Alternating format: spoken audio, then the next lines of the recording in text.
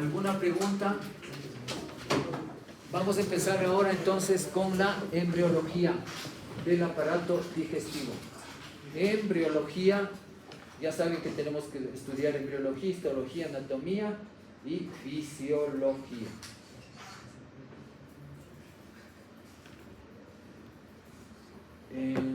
Muy bien. Bueno, jóvenes, entonces lo que nos interesa el desarrollo embriológico en el aparato digestivo es lo siguiente: a partir de la 4ª semana de gestación. Bueno, número 1, ustedes estudiaron excretor reproductivo, quiero decir, y aparato reproductivo. ¿Saben qué es esto? ¿Qué es esto? El útero, el endometrio, y aquí tenemos el oviducto o la trompa de Falopio. Ya saben entonces que cuando aquí está entonces el cuello del útero y acá está la vagina. Entonces el semen queda depositado aquí, los espermatozoides suben por aquí, por aquí, por aquí, van al oviducto y normalmente o fisiológicamente debe ocurrir la fecundación a este nivel. No digo que siempre ocurra ahí, habrá casos normales, porque casos patológicos se fecunda aquí y si, en vez de venir acá, queda ahí, sigue y se produce un abdomen agudo por embarazo tubárico, ¿no? Pero eso es patología. Bien, entonces, una vez fecundado el óvulo es una célula gigantesca en relación al espermatozoide, es como el Sol y la Tierra. Por eso es que se necesita tantos espermatozoides para fecundar un óvulo. ¿Cuántos espermatozoides tiene un hombre en promedio, un hombre sano en una eyaculación? De 4 a 6 millones. 4 a 6 millones. De 80 a 250 millones de espermatozoides. ¿Por qué se necesita una cantidad enorme? ¿Por qué? Por el tamaño y porque cada espermatozoide tiene lo que se llama acrosoma y el flagelo. ¿Qué tiene en el acrosoma? En el acrosoma tiene el material genético, tiene todos los elementos, tiene la gasolina que necesita. ¿Cuál es la gasolina que usa el espermatozoide? ¿Alguien sabe? ¿Nadie sabe? ¿Qué gasolina tiene que usar? ¿Qué gasolina tiene que usar el espermatozoide?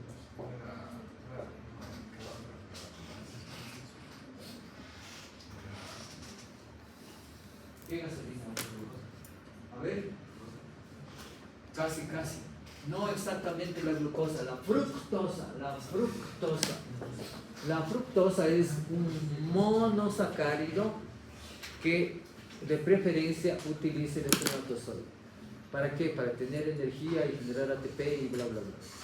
Entonces, el espermatozoide tiene también en su acrosoma una enzima que se llama hialuronidasa, que con la suma de todos los espermatozoides van a labrar una ventana en la corona radiante del óvulo que tiene ácido hialurónico.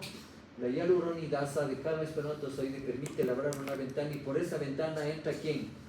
Un espermatozoide.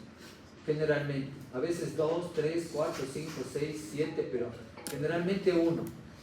Le fecunda el óvulo y entonces tenemos el óvulo fecundado, el huevo cigoto u óvulo fecundado, que empieza un estadio de división en progresión geométrica. O sea, 1, 2, 4, 8, 16, 32, etc.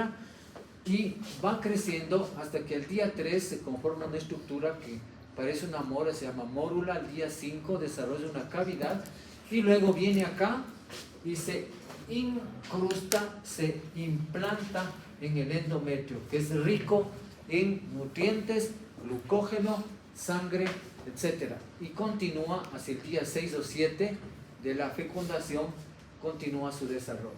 Entonces, en el día 5 vamos a tener que el blastocisto está formado por el embrioblasto, que son las células embrionarias,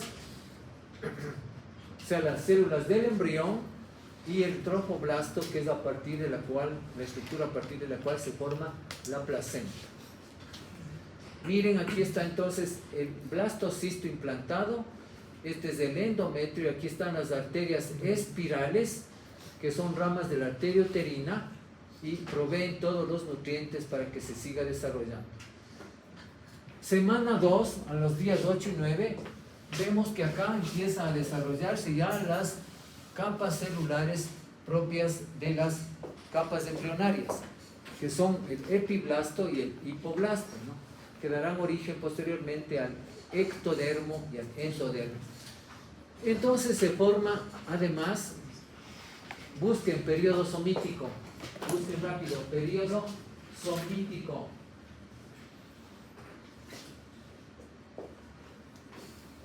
¿Qué dicen? Etapa del desarrollo embrionario en la cual se forman los somitos a partir del mesodermo. Entonces, en la primera y segunda semana es como que existen los ladrillos iniciales para una construcción, que son los somites o somitas. Entonces, luego se va formando el tubo neural. ¿Qué es el tubo neural? Es la estructura que dará origen después al sistema nervioso central, cerebro, médula, pero también la cresta neural. ¿Y qué es la cresta neural? Y repito, es una estructura embriológica de la cual salen células migrantes. Células se desprenden de la cresta neural y van al resto del cuerpo a formar todos los órganos, aparatos y sistemas restantes. Estos son en los periodos iniciales. Forman tejidos especializados. Esto se llama el celoma extraembrionario y por eso se conoce esto como membrana exocelómica.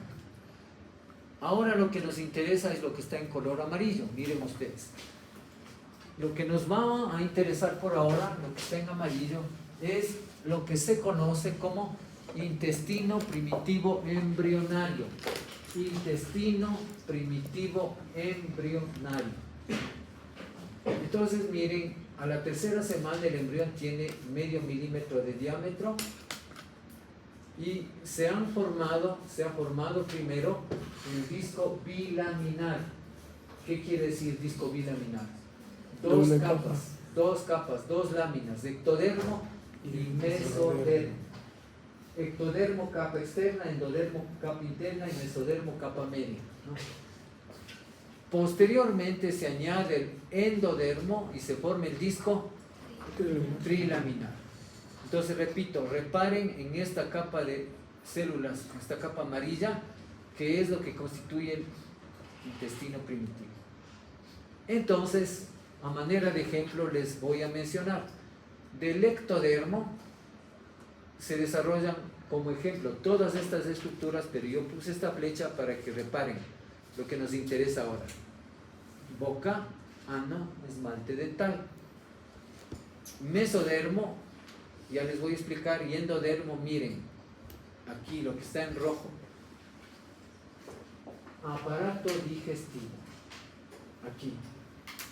En conclusión, el aparato digestivo en su gran porcentaje se deriva de la hoja embrionaria interna, que es el endodermo, y también del mesodermo, las dos hojas embrionarias, capa interna, capa media, y pocos sectores se derivan del ectodermo.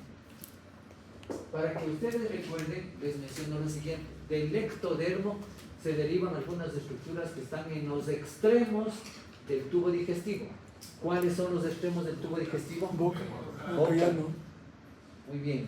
Entonces algunas estructuras se derivan del ectodermo extremos. El resto se deriva fundamentalmente ¿de dónde? Endodermo y mesodermo esplácnico. ¿Qué quiere decir mesodermo esplácnico? Es toda esa capa o esa cantidad de tejidos que pertenecen al aparato digestivo y que forman el tejido conectivo, el tejido de relleno, el tejido de sostén. Entonces tenemos el disco trilaminar, y si yo les pido una definición de intestino primitivo, ¿cuál sería? Una porción del saco vitelino, recuerden, una porción del saco vitelino se recubre de endodermo y se incorpora al embrión. Repito, una porción del saco vitelino se reviste o se recubre de endodermo y queda atrapada o incorporada al embrión, y de esta manera se forma el intestino primitivo. Entonces miren, jóvenes, este es ectodermo, este es endodermo y este es mesodermo. Y aquí está el mesodermo esplácnico, es todo aquello que va a formar el tejido conectivo, el tejido de sostén del aparato digestivo. Miren, aquí está, esto es el saco vitelino. Lo que está en amarillo es del saco vitelino. Y solo una parte, esta porción del saco vitelino, se recubre ¿de qué? Se recubre de endodermo, y esta parte queda incorporada al embrión. Esto ya no es embrión, esto ya no es embrión, esto es embrión, ¿sí? Solo esta parte queda atrapada y va a formar el intestino primitivo. ¿Se hace una cavitación o solo se cubre? Se forma una cavidad, pues obviamente, se forma una cavidad. Entonces, pónganme atención, jóvenes. Esto es entonces el aparato digestivo. Lo que está en color es el aparato digestivo. Entonces, el intestino primitivo se subdivide en 3 porciones. El intestino primitivo embrionario se subdivide en 3 porciones. Intestino primitivo anterior, intestino primitivo medio e intestino primitivo posterior. Vamos a hablar de los límites. El intestino primitivo anterior es lo que está en amarillo. ¿Cuáles son los límites del intestino primitivo anterior? Límite superior es la boca primitiva o membrana bucofaringea o estomodeo. Repito, boca primitiva o membrana bucofaringea o estomodeo, el límite superior. El límite inferior del intestino primitivo embrionario anterior está dado por el brote o primordio o esbozo o yema del páncreas, del hígado y del duodeno. Brote o primordio o yema del páncreas, del hígado y del duodeno. Estos son límites superior e inferior del intestino primitivo anterior. Pero el intestino primitivo anterior a su vez se subdivide en 2 segmentos. ¿Cuáles son? Intestino faríngeo o faringe e intestino anterior propiamente dicho. Repito, el intestino anterior se subdivide en 2 segmentos: intestino faríngeo o faringe e intestino anterior propiamente dicho. ¿Cuáles son los límites? El límite del intestino faríngeo es el superior, ya dijimos. ¿Cuál es el superior? Boca primitiva. Boca primitiva o membrana bucofaringea o estomodeo. ¿Cuál es el límite inferior del intestino faríngeo? Esbozo del hígado y del duodeno. No, Versículo respiratorio. este es el divertículo tráqueo-esofágico. Divertículo tráqueo-esofágico.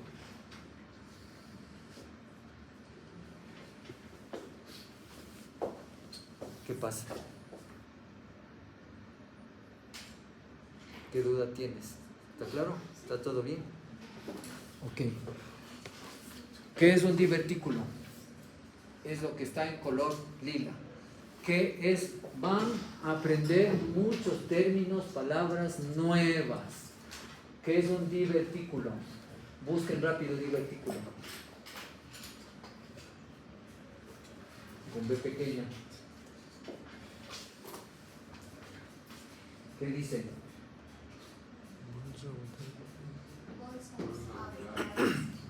A ver, ¿qué dice?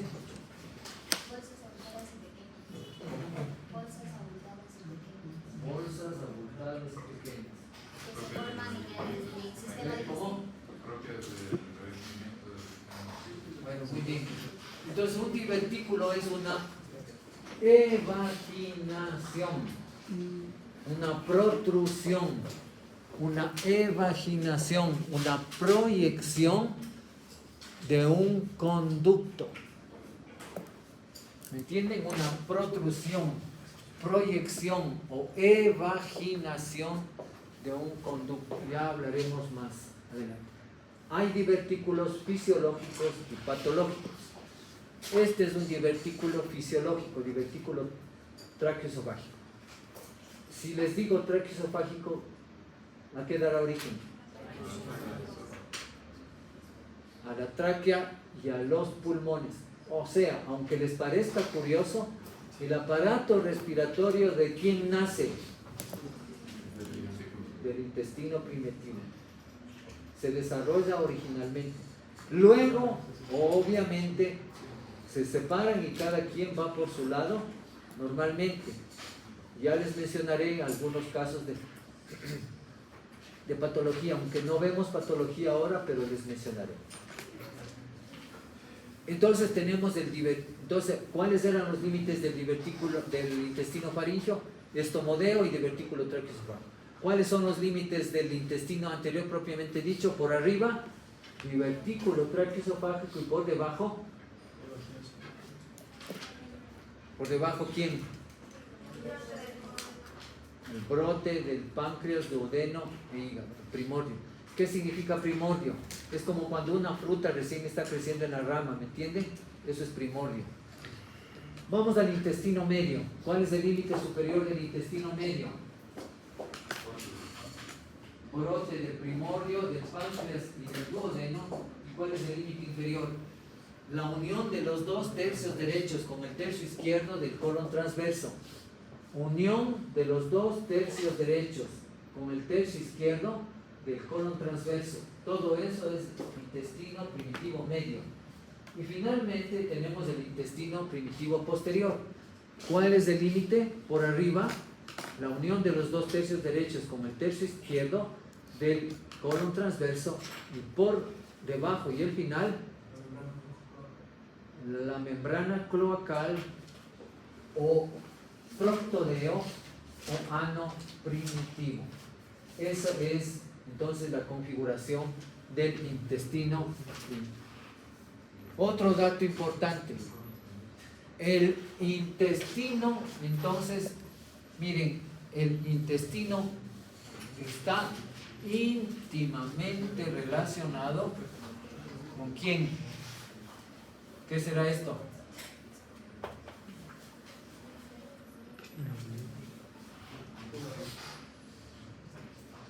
Con el conducto ónfalo-mesentérico. ¿Qué es el conducto ónfalo-mesentérico? Lo que será el cordón umbilical. ¿Está claro?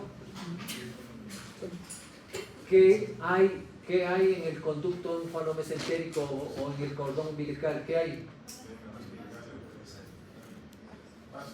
La vena umbilical, las arterias umbilicales, los nervios, los linfáticos, etcétera, todos esos componentes. Es como la manguera de los astronautas, ¿sí? ¿Qué? Le mantiene la conexión entre la madre y el feto, y le lleva el aporte. ¿Por dónde le llega la sangre oxigenada al feto? Por la placenta. ¿Por la vena o por la arteria? Por la vena. ¿Y por dónde regresa la sangre poco oxigenada? Por las arterias umbilicales. O sea, la vena sí y las arterias sí. Entonces, y recuerden hoy, primera clase, la vena umbilical, cuando ya nace, cuando se corta el cordón, se oblitera. ¿Qué es oblitera? Se cierra y pasa a constituir posteriormente, que estudiaremos al final del hemiciclo, el ligamento redondo del hígado. La vena umbilical fetal se oblitera después del nacimiento y dará origen al ligamento redondo del hígado. Muy bien, entonces en resumen, aquí tienen intestino anterior conformado por faringio y anterior propio, luego el medio y luego el posterior. El límite, ya lo acabo de decir, del intestino faríngeo. El límite del intestino anterior, propiamente dicho, ya dijimos, ¿no? Desde el intestino faríngeo hasta el esbozo del hígado, del páncreas. El intestino medio va desde el esbozo o brote o yema del hígado hasta la unión de los 2/3 derechos con el tercio izquierdo del colon transverso. Y el intestino posterior, desde la unión de los 2/3 derechos, tercio izquierdo, ¿hasta dónde? Hasta la membrana cloacal o proctodeo, hasta donde está lo que ustedes estudiarán en excretor, que es el mesonefros. El mesonefros, que es una estructura embrionaria que dará origen posteriormente al aparato excretor y al aparato genital, urogenital. En resumen, entonces, miren, el intestino anterior está constituido por endodermo y mesodermo esplácnico. El intestino medio está constituido por endodermo y mesodermo esplácnico, y el intestino posterior está constituido especialmente por endodermo y mesodermo esplácnico, y en tanto que los extremos, como el estomodeo, tenemos ectodermo, y en el proctodeo también ectodermo, una pequeña parte. Entonces, miren lo que ya acabo de decir. El endodermo forma parte de la mayor extensión del aparato digestivo, y el mesodermo esplácnico también. Otro concepto importante que me interesa que aprendan, ¿qué es diferencia entre parénquima y estroma? Eso vamos a estudiar, va a servirnos mucho para histología. Diferencia entre parénquima y estroma. Parénquima es la parte funcional o el tejido funcional de un órgano. Parénquima es el tejido funcional de un órgano, y el estroma es el tejido de sostén. Ejemplo, el parénquima son ustedes y el estroma son las bancas y las sillas, ¿está claro? Pues el parénquima es el tejido funcional y estroma es el tejido de sostén. ¿Qué es un mesenterio? Ya estudiaremos más adelante cuando veamos peritoneo. Mesenterio es un repliegue del peritoneo que pone en contacto a un órgano o víscera del aparato digestivo con la pared abdominal, sea anterior o sea posterior. Eso es un mesenterio. Repito, un repliegue del peritoneo que pone en contacto un órgano o víscera del aparato digestivo en contacto con la pared abdominal anterior o pared abdominal posterior. Bueno, aquí vemos entonces el intestino anterior, y miren, yo podría preguntar, mencione 3 o 4 estructuras que se derivan del intestino anterior. Y aquí tienen faringe, amígdalas, lengua, glándulas salivales, aparato respiratorio, esófago, estómago, duodeno, hasta el colédoco, duodeno proximal, hígado y páncreas. Todas estas estructuras se derivan ¿de dónde? Del intestino primitivo anterior. Bueno, otro detalle importante. El esófago, ya volveremos más adelante. El esófago, hay varias divisiones del esófago, pero desde el punto de vista embrionario nos interesa. El esófago está dividido en 3 tercios. Tercio superior, tercio medio y tercio inferior. Distinguimos 3 tercios en el esófago: superior, medio, inferior. El tercio superior está constituido por músculo estriado. El tercio medio, mezcla de músculo estriado y liso, y el tercio inferior, músculo liso. Si yo pongo una pregunta, ¿a qué nivel del tubo digestivo inicia el músculo liso? ¿Cuál sería la respuesta? Medio. El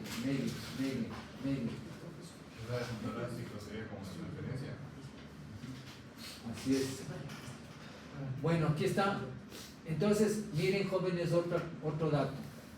Aquí tenemos el intestino anterior, y aquí, como ven, está desarrollándose ¿quién? El aparato respiratorio, la tráquea los bronquios y lo que será después los pulmones. Repito, este tabique luego se oblitera, se cierra y se separan. Se separa aparato respiratorio y digestivo y siguen su camino cada cual por su lado. Repito, no siempre pasa eso, y cuando no pasa eso tenemos las malformaciones embrionarias, que ya las mencionaré solo de paso porque no vemos patología. Veamos, a ver, esta otra estructura. Acuérdense, esto se llama aparato faríngeo. ¿Qué es el aparato faríngeo? Es una estructura embrionaria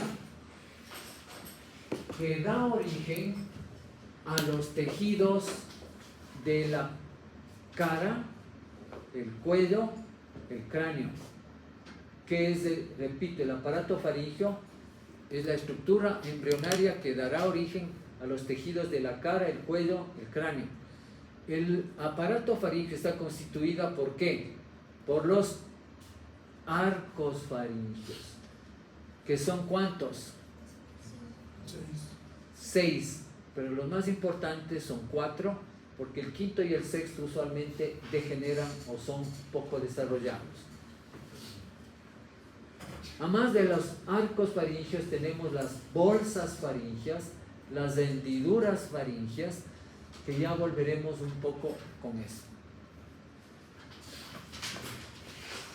Bueno, ahora vamos continuando con la embriología. Les voy a mencionar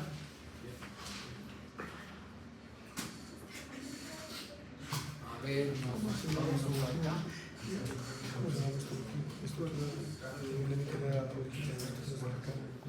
Muy bien, vámonos a la embriología. A ver, hay preguntas.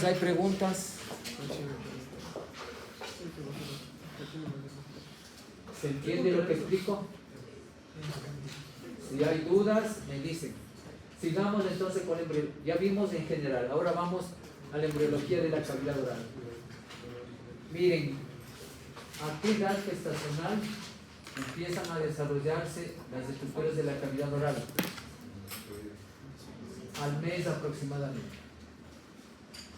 Y entonces ahí tenemos los arcos faríngeos del aparato faríngeo. Antes se le llamaba arcos branquiales, pero esa terminología, eso ya hay que quitar. Se llaman arcos branquiales porque se parecía a los peces. Entonces recuerden, aquí tenemos ¿cuántos arcos faríngeos? Ahí están. 6. Entonces, ¿qué se origina de esto? Ya dije, huesos, cartílagos, se originan cavidad orbitaria, cavidad nasal, cavidad auditiva, maxilares, el cuello, todas estas estructuras del aparato.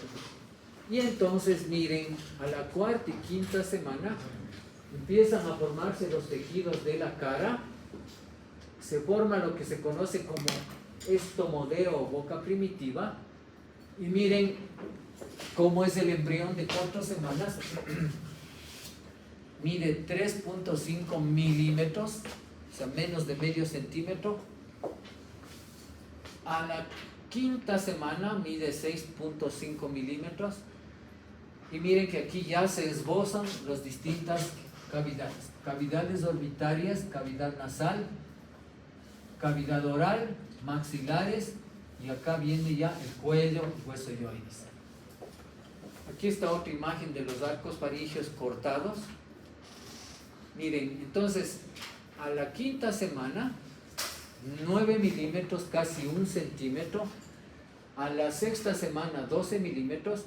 Y repito, miren cómo se van formando proceso nasomedial, nasolateral, surco naso-óptico entre la cavidad nasal y la cavidad ocular, el maxilar, la mandíbula, y miren acá el hueso yoides. ¿Qué característica tiene el hueso yoides en el cuerpo humano? El único que no se articula con ningún otro hueso. Vamos a la séptima semana. Miren acá, se forma el labio superior, labio inferior, el paladar. Miren, jóvenes, en esta etapa, séptima, octava semana, es donde puede producirse eso que algunas veces quizás ustedes hayan visto. El labio leporino, el paladar hendido, aquí ocurren estas malformaciones. Entonces miren, aquí tiene ya una forma más humana y miren todas las estructuras que se han ido formando, ¿no? Y los tabiques, entre la cavidad oral y la nasal tenemos los procesos maxilares, maxilar superior, los huesos palatinos, que ya estudiaremos, también la cavidad auditiva.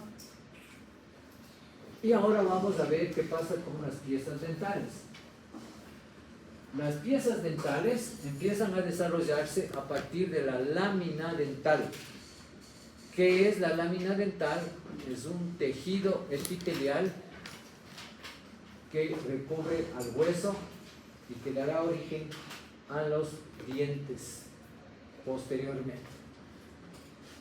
Entonces, los dientes de leche o dientes deciduos con C o dientes temporales empiezan su formación ¿a qué semana?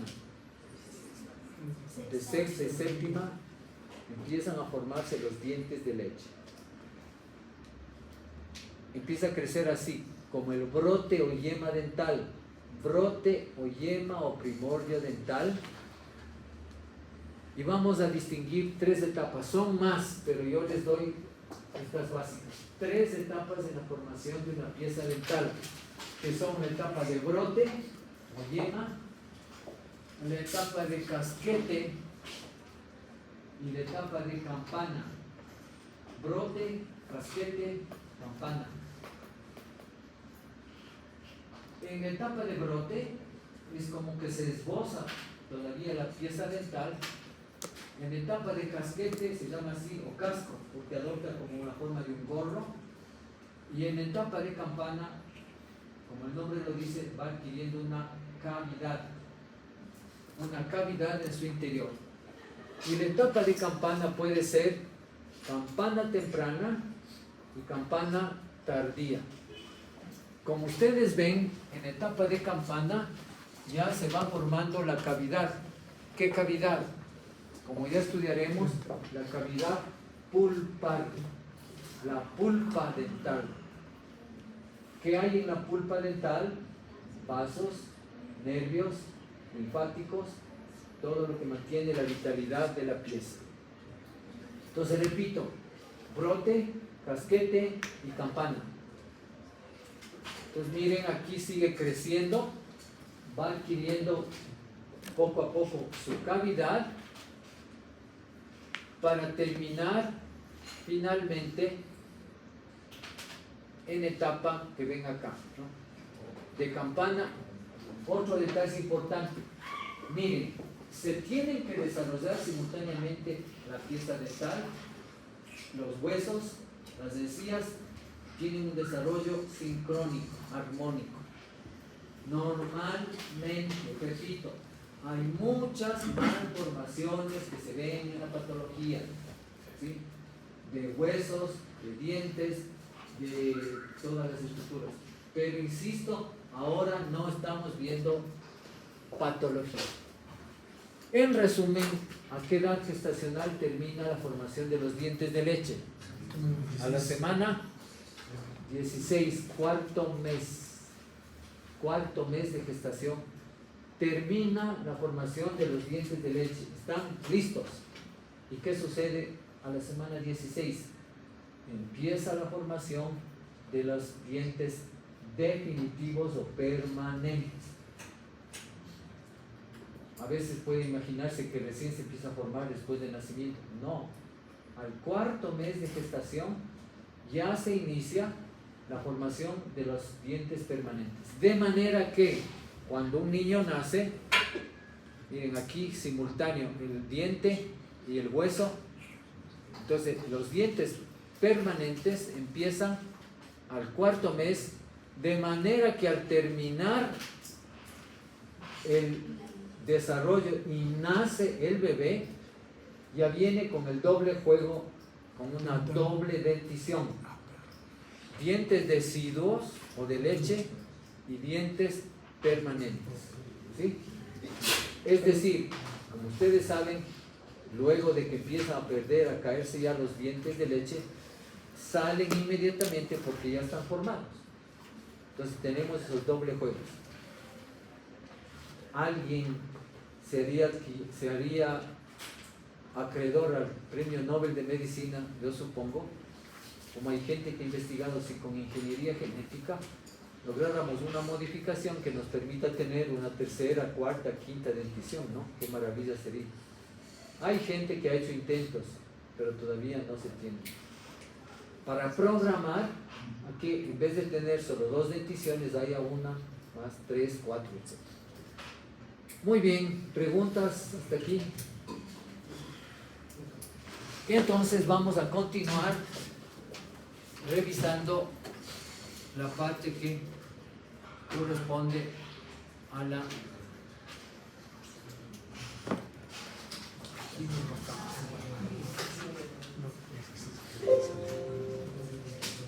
bien. Entonces, jóvenes, recuerden, a ver, vamos a aclarar esto. Estamos estudiando el aparato digestivo, pero les debo decir o aclarar que el aparato digestivo está formado por 2 componentes, que son ¿cuáles? Tubo digestivo y... Entonces, no es lo mismo decir tubo digestivo que aparato digestivo. Entonces, repito, el aparato digestivo está formado por tubo digestivo y glándulas anexas. ¿Qué características tiene un tubo?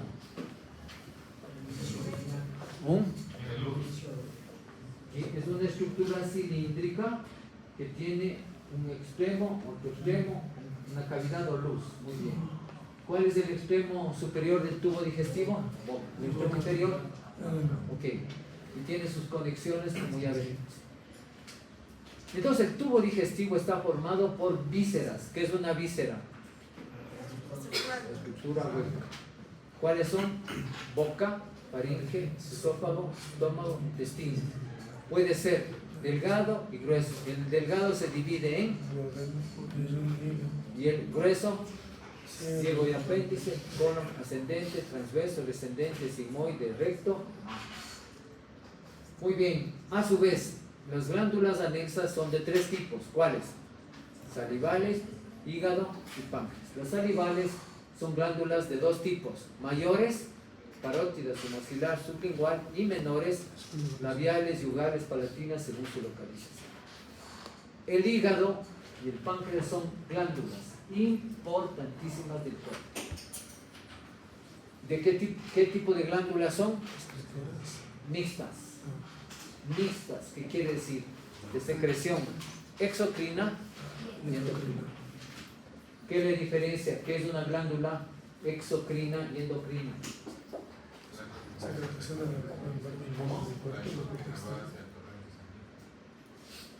Sí, la endocrina vierte sus secreciones al torrente sanguíneo y la exocrina exterior del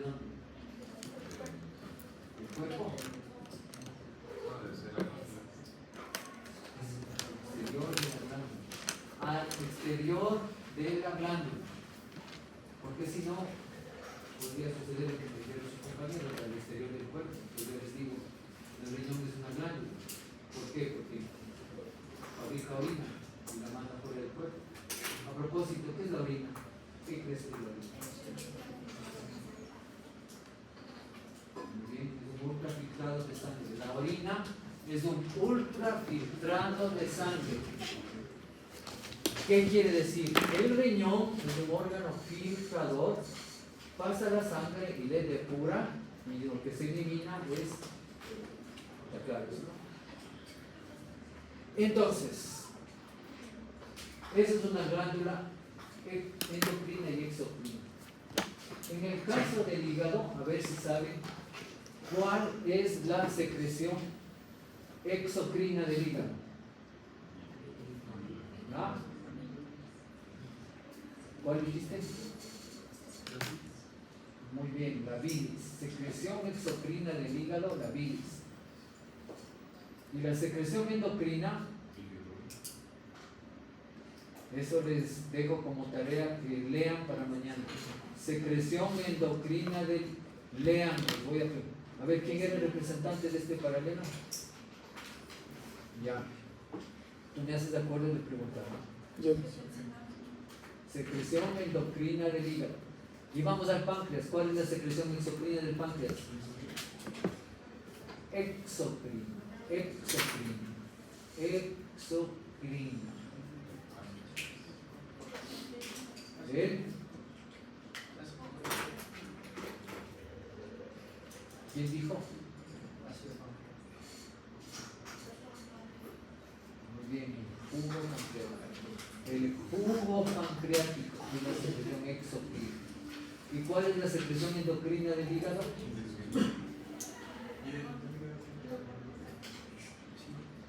¿Cinco qué? ¿Cinco qué produce el páncreas endocrino? ¿Cómo se llaman? Productos, ¿pero qué productos? ¿Cómo se llaman esos? Sí, ¿qué son esos? Huesos, cartílagos, ¿qué son?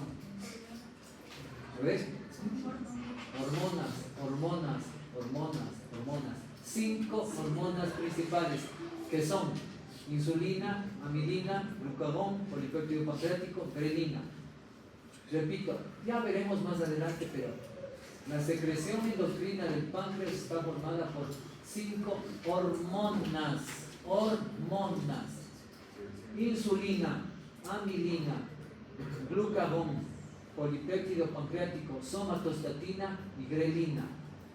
Esas son hormonas que secretan el páncreas. ¿Y van por dónde entonces? Por el torrente sanguíneo.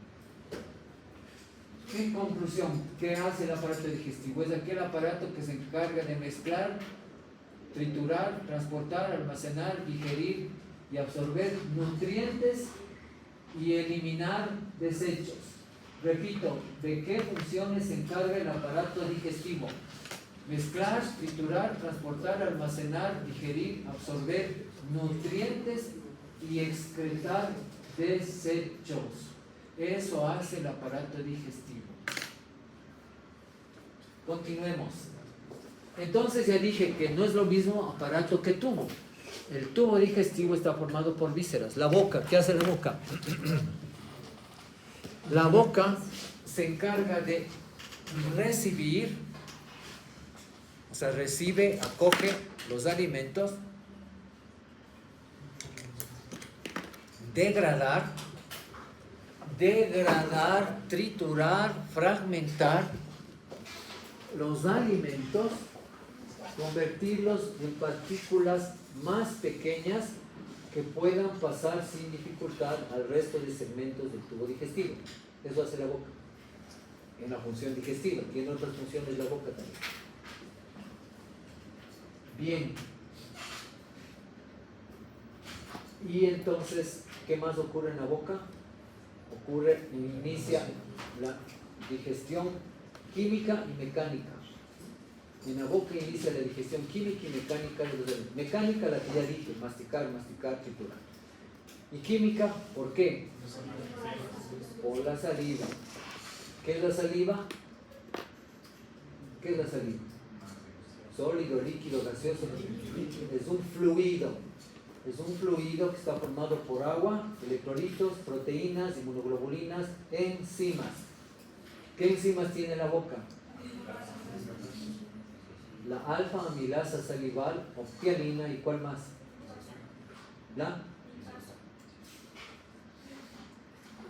La lipasa salival. Tiene 2 enzimas la saliva. La alfa amilasa salival, optialina, y la lipasa salival. No se nos habían dicho también anterior que la saliva también tenía una enzima que se producía en la boca, pero se quedaba así en el estómago. Sí, es la que acabo de decir. ¿Cuál es?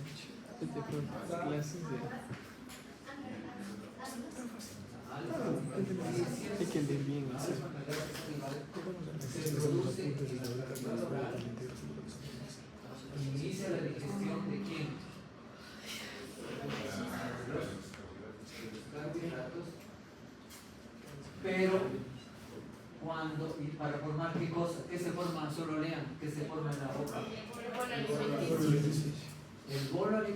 ¿Qué es el bolo alimenticio? Está constituido por alimentos semidigeridos, o sea, fragmentados, triturados, más saliva, más los productos de secreción, las enzimas. ¿Qué sucede entonces para cómo puede actuar la alfa amilasa salival en el estómago? Porque necesita un pH neutro, un pH 6.5 a 7. Ahí puede empezar la descomposición de los carbohidratos que son los almidones o dextrinas. Empieza la descomposición. ¿Qué sucede? El bolo alimenticio, ¿a dónde pasa? Solo lean. La faringe y el esófago son conductos de paso. Del bolo alimenticio, ¿hasta dónde? Hasta el estómago. Muy bien. Llegamos al estómago y el bolo alimenticio se convierte en, solo lean, quimo. ¿Qué es el quimo? Es la suma del bolo alimenticio más las secreciones gástricas, o sea, el humo gástrico. Y en relación a lo que tú dices, ¿qué sucede? ¿Cuál es el pH del estómago? ¿Cuánto? ¿Cuánto? Adivinen, ¿cuánto? Cuando recién se produce el ácido clorhídrico, ya estudiaremos más adelante, en las células parietales se produce a un pH de 0.8, o sea, menos que 1, o sea, es terriblemente ácido.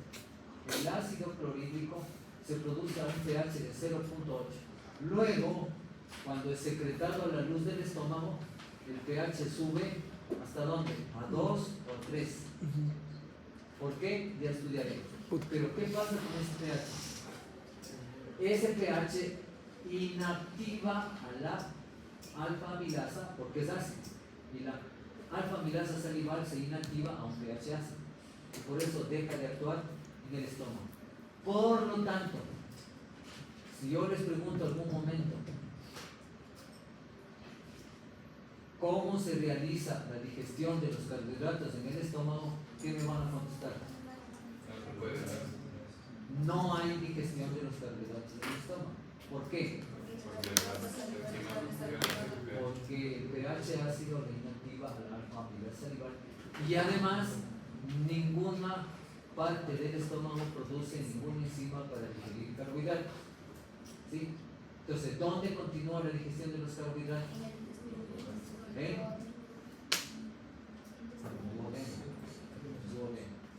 Gracias a quién? A la amilasa. Ya, ok. Seguimos. Entonces, ¿qué sucede? ¿Qué sucede en el estómago? El bolo alimenticio se transforma en quimo. ¿Qué pasa después? ¿Del quimo a dónde pasa? El duodeno se transforma en kilo. Entonces, ¿qué es el kilo? Es el quimo más la secreción del intestino, más la bilis, más el jugo pancreático. ¿Sí? Eso es el kilo. ¿Qué sucede ahí en el intestino delgado? Continúa y termina la digestión de los alimentos en el intestino delgado. Y una vez que termina la digestión, ¿qué pasa después? Muy bien, la absorción ocurre en el intestino delgado. ¿Absorción a dónde? ¿Ah? Y después a las células. Entonces pasan los nutrientes de la luz, no exactamente, pero ya les explicaré, de las células que tú dices al intersticio y del intersticio a la sangre. Entonces, ¿dónde van en última instancia los nutrientes? A la sangre, al torrente sanguíneo. ¿Qué sangre? ¿Cuál?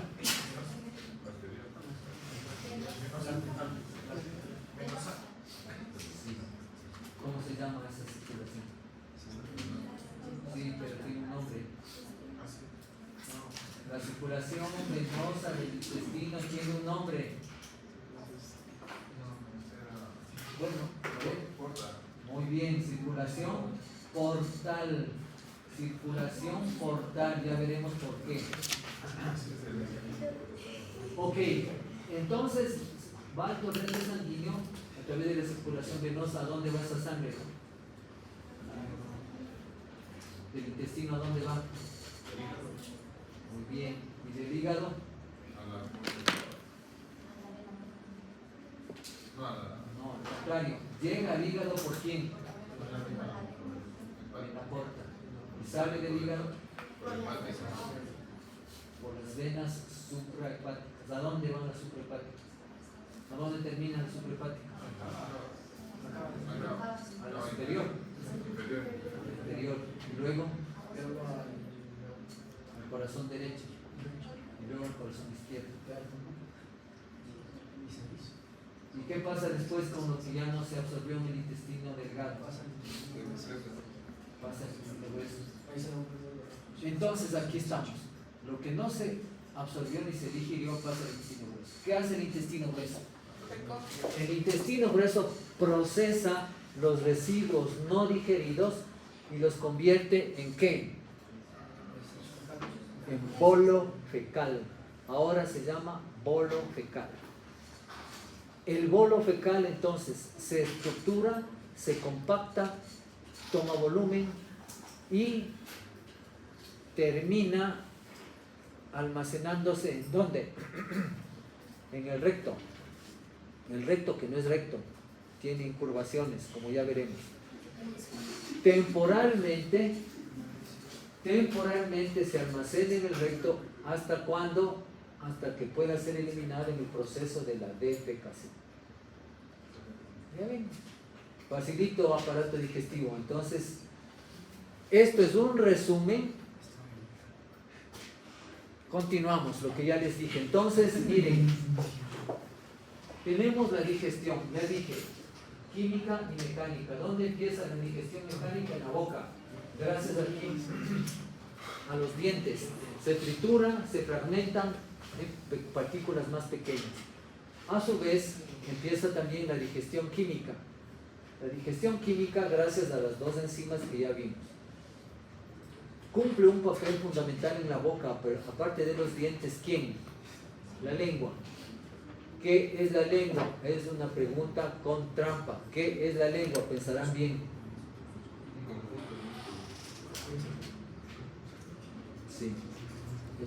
No es un músculo, es un conjunto. ¿Cuántos músculos? 17 músculos.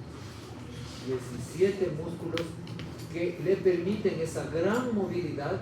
Entonces, la lengua contribuye a movilizar, mover, junto con el aparato masticador o estomatognático que se llama, que ya veremos mañana, y entonces se le da forma al bolo alimenticio. Luego viene el proceso de la deglución que ya estudiaremos, pasa a la faringe, al esófago, al estómago. Entonces, ¿quiénes hacen esta deglución, esta digestión mecánica? Ya dije, los dientes, la lengua contribuye, las glándulas salivales y pues luego la saliva, que dijimos es un fluido que contiene agua, electrolitos, proteínas, enzimas, inmunoglobulinas, etc. Ya dijimos entonces, ya hemos revisado el proceso. Pasa al estómago, continúa la digestión, no termina, pasa al intestino delgado, continúa la digestión, termina, se absorbe y finalmente vamos al intestino grueso con la eliminación. Algo hablemos de la cavidad oral. La cavidad oral se la estudia como un cubo, digamos, se le considera un cubo que tiene 6 paredes: techo, piso, paredes laterales, pared anterior, pared posterior. Tenemos entonces el techo, ya estudiaremos con detalle mañana. El techo está formado por el paladar duro y blando. El paladar duro está formado por el maxilar superior y el palatino, y el paladar blando por el velo del paladar. El piso está formado ¿por qué? Por tejidos blandos, por músculos que ya estudiaremos. Las paredes laterales están formadas por tejido conectivo, músculos que ya veremos. La pared anterior está formada por los labios, por las arcadas dentales, y la pared posterior por el istmo de las fauces. Esto les digo de manera general. ¿Cuántos dientes tenemos? 32 dientes del adulto, 4 cuadrantes, 8 por cada uno, y se subdividen en ¿qué? Se dividen en incisivos, caninos, premolares y molares. Desde el punto de vista histológico, el diente está formado por corona, cuello y raíz. Y tenemos las capas histológicas. ¿Cuáles son? Esmalte, dentina, cemento, cavidad. Repito que todo esto a partir de mañana veremos en más detalle. ¿Sí? Bueno, entonces veamos, les voy a explicar algo más cómo es la mecánica. Creo que de hoy en 8, el próximo lunes, la clase será en el aula 203. Tienen que venir con mandil y con guantes todos, porque vamos a hacer la práctica en el cadáver, o sea, en las piezas anatómicas. Vamos a ir a reconocer lo que estamos estudiando en lo que desgraciadamente, lo poco que nos queda. Ya son piezas muy antiguas. Lamentablemente ya no podemos tener eso por muchas razones. Ya no podemos tener piezas anatómicas nuevas, muchas razones, legales, etcétera, etcétera. Esa es la diferencia. Cuando yo estudié anatomía, no teníamos internet, ni redes sociales, ni nada, solo libros, pero teníamos algo importante: cadáveres. Muchos cadáveres, y podíamos practicar bastante. Ahora ya no podemos, por eso hay educación virtual. Aprovechamos lo que nos queda, que ya los detalles se han perdido, pero sí se puede apreciar. Entonces, eso vemos, reconocimiento de todo lo que vemos en esta semana. Además de eso, yo les presento en cada segmento, eso sí, les presento disecciones de cadáver excelentes. Uno de los mejores anatomistas que yo he conocido, Akland, ya murió hace 3 años, hacía unas disecciones excelentes de cadáver, muy didácticas. Entonces yo les presento eso. Entonces ahí reconocemos en el cadáver las distintas cosas que vamos a estudiar. De manera que vamos a ver así rapidito lo último.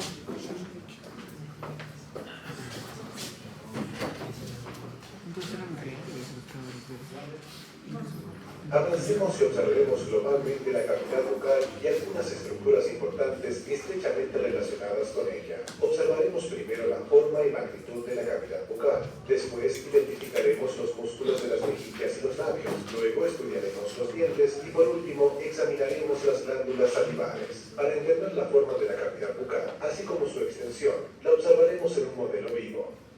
Aquí se encuentra la lengua, aquí el paladar, y aquí se localiza la cara interna de los procesos alveolares del maxilar y de la mandíbula.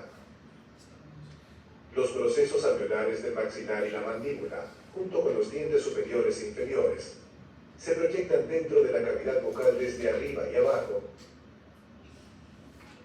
dividiendo la cavidad bucal en una parte interna y otra externa. Las encías superiores e inferiores, o gingivales, están formadas por una membrana mucosa que cubre los procesos alveolares por fuera y por dentro. La parte externa de la cavidad bucal, el vestíbulo, se encuentra entre los dientes y las encías por dentro, y las mejillas y los labios por fuera.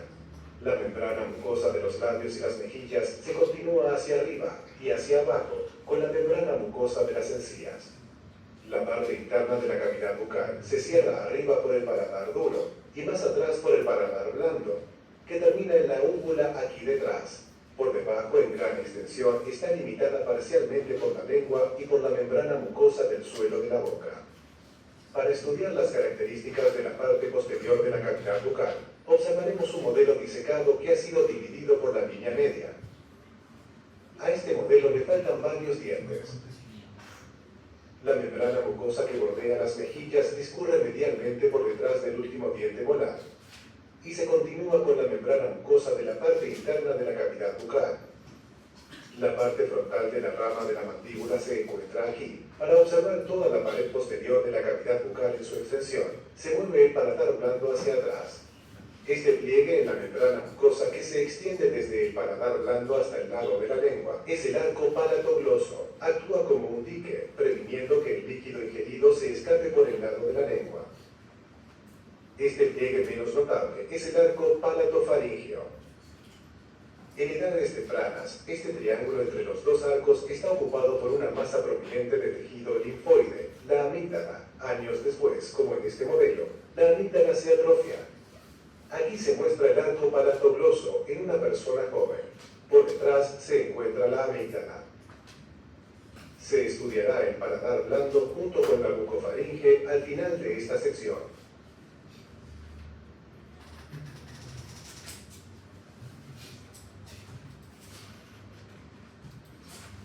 Una vez observada globalmente la cavidad bucal, pasemos a la observación de los músculos de la mejilla y los labios. Examinaremos el músculo buccinador, que forma el lecho muscular de la mejilla, y el complejo de músculos que rodea la boca, denominados en conjunto músculos orbiculares. Antes de observar estos músculos, es necesario familiarizarse con una estructura ligamentosa en la que se insertan las fibras posteriores del buccinador, el rafe pterigomandibular.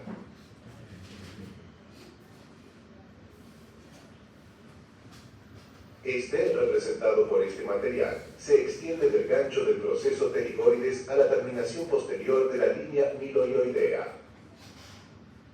Dos músculos se originan aquí, el buccinador por delante y el constrictor superior de la faringe por detrás. El rafe pterigomandibular puede extenderse para acomodarse a los movimientos de la mandíbula. Ahora, para estudiar los músculos de las mejillas y los labios, observaremos una disección en la cual se han retirado la piel y la grasa subcutánea de la parte inferior de la cara. Los músculos de la expresión facial también han sido retirados. Aquí se encuentra el orbicular de los labios, aquí el buccinador. Ambos músculos están íntimamente asociados. Observemos primero el buccinador. Aquí está parcialmente oculto por el músculo macetero que se retira. El buccinador es una bolsa delgada de músculo que sigue estrechamente los contornos de la membrana mucosa del vestíbulo. Posee una larga línea de origen. El buccinador se origina en el maxilar y en la mandíbula a lo largo de estas líneas. Por arriba, la línea de inserción se curva por detrás de la tuberosidad del maxilar. Más abajo se curva sobre el cuerpo de la mandíbula. Entre estos dos puntos se originan las fibras más posteriores del buccinador en el rafe pterigomandibular. El músculo buccinador discurre hacia adelante y se divide en la esquina de la boca. Sus fibras se continúan hacia adelante y se convierten en la parte más profunda del orbicular de los labios. El músculo orbicular de los labios rodea la apertura de la boca. Está parcialmente formado por fibras intrínsecas, pero principalmente se compone de las fibras de otros músculos. En la cara profunda está formada por la continuación de las fibras del buccinador. Y sobre las partes más superficiales, por estos músculos de la expresión facial. Observemos con detalle a todos ellos en la última sección de este video. La acción del músculo orbicular es unir los labios, cerrando la boca. La acción del buccinador es prevenir la distensión de las mejillas cuando aumentamos la presión en el interior de la cavidad bucal, lo cual ocurre cuando permitimos la relajación del buccinador.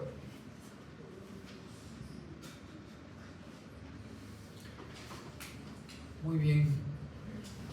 Yo creo que nos queda, bueno, ya no nos queda casi tiempo. Mañana